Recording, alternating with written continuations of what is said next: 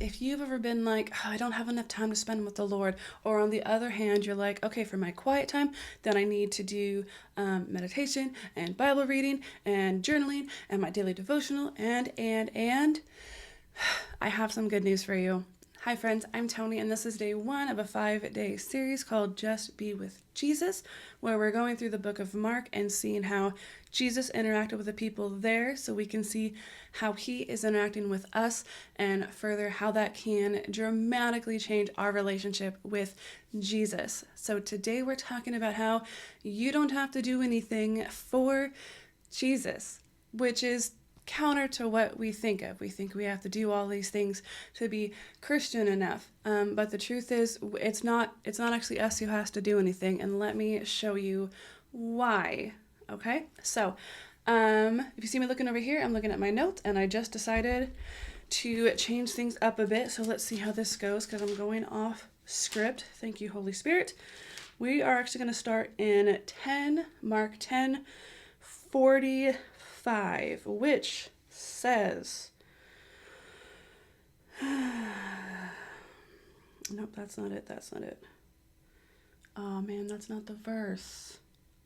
Where am I? Oh, I'm still in chapter 9. Okay, 10:45 says, for even the Son of Man came not to be served, but to serve, and to give his life as a ransom for many. Jesus came to serve us. He came to be with us. He came to love us. He came to teach us. He came to walk with us. He came to serve us. So there is literally nothing we can do for him, because he did it all and has done it all and is doing it all. There's nothing that we can do for him. So if you're worried about like, I have to do like all these things, or let's stick with that, I have to do all these things, right? You think that you have to do X, Y, and Z before you can have like focus time with the Lord. And I get it. I get that way too. I'm like, okay, I need to do the dishes first, and then I'll fold the laundry, and then I got to do this quick thing for work, and then I will spend time with the Lord. But I need to get these things done first. And let me tell you what the word says about that, okay? We're going to go to... Hi friends, Editor Toni here. When I was editing this video, I don't know why I read the verses that I did to make my point. So these are the verses that I should have read in the video, okay? It's Mark 6:35 through 44. And it says, and when it grew late, his disciples came to him and said, this is a desolate place, and the hour is now late. Send them away to go into the surrounding countryside and villages and buy themselves something to eat. But he answered them, you give them something to eat. And they said to him, shall we go and buy 200 denarii worth of bread and give it to them to eat? And he said to them, how many loaves do you have? Go and see. And when they had found out, they said, 5 and 2 fish. Then he commanded them all to sit down in groups in the green grass. So they sat down in groups by hundreds and by 50s. And taking the 5 loaves and the 2 fish, he looked up to heaven and said a blessing, and broke the loaves and gave them to the disciples to set before the people. And he divided the 2 fish among them all. And they all ate and were satisfied, and they took up 12 baskets full of broken pieces and of the fish. And those who ate the loaves were 5,000 men. Those are the verses. Let's get back to the video. But the point I want to make is that these people, they weren't doing all their household chores. They weren't doing all their errands. They chose to be with Jesus, and he took care of their physical needs because they were choosing to spend time with him.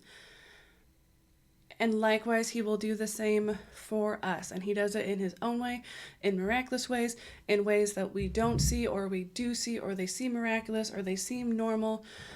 But he takes, if we choose to spend time with him, if we make him our priority, you will notice, I've noticed personally, that like chores go by faster, or they don't take as long as I thought they would. Or we get grocery shopping done faster, or the laundry doesn't take as long, or that conversation I needed to have didn't last as long, or that task for work I had to do didn't take as long. Like, if all we're missing is we have to do all these things before we spend time with the Lord, that's not how it works. That's not how it worked here. The people, the crowds, gave up their time and what their to-do list in order to spend time with him, and he took care of them. He fed them miraculously. And speaking of time, let's go back just a little bit. Before the miracle happened, it says, where do I want to start? We'll go here. So we're going to start in verse 6:30. The apostles returned to Jesus and told them all that they had done and taught, and he said to them, "Come away by yourselves to a desolate place and rest a while, for many were coming and going, and they had no leisure even to eat. And they were away in the boat to a desolate place by themselves. Now many saw them going and recognized them, and they ran there on foot from all the towns and got there ahead of them.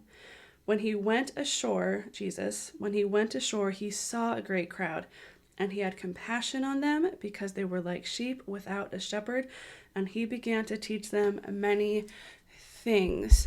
So it wasn't his plan at that time to teach the people, right? He was trying to find rest for his disciples, for the apostles. But he saw the people. He saw the people who were literally running after them to get to the other side of whatever body of water it was, to be with him. They were running to be with him, and they got there, and they were ready, and they were hungry, and they were looking for a shepherd. They were looking for somebody to teach them. They were looking to spend time with Jesus and learn from Jesus. And he had compassion on them, and he taught them. And that's what he does with us. We don't have to have the perfect daily devotional time, the perfect quiet time. We don't have to have perfect stillness. We don't have to have 2 hours to spend with him. He just wants any time that we can give him. So whether that's 30 seconds or 30 minutes or 2 hours, he has the time. He is ready. He sees us running towards him and being like, "Jesus, I'm ready to be with you." And he's like, "Cool, let me teach you some stuff. Let's talk. Let me show you some things. Let me hear how you're doing." He always has time for us. We don't have to do anything for him because it says that he came to serve us. So our job is to just go to him and be with him for as much time as we have, not worrying about our to-do list. If we feel that call to be like, it's time to go sit at the Lord's feet, it's time to go sit at the Lord's feet, and he will take care of all the other details. So this was video 1. I'll have the whole playlist for this Just Be With Jesus series linked down below. I will see you tomorrow, and always remember that blessed is she who believed that the Lord would fulfill his promises to her.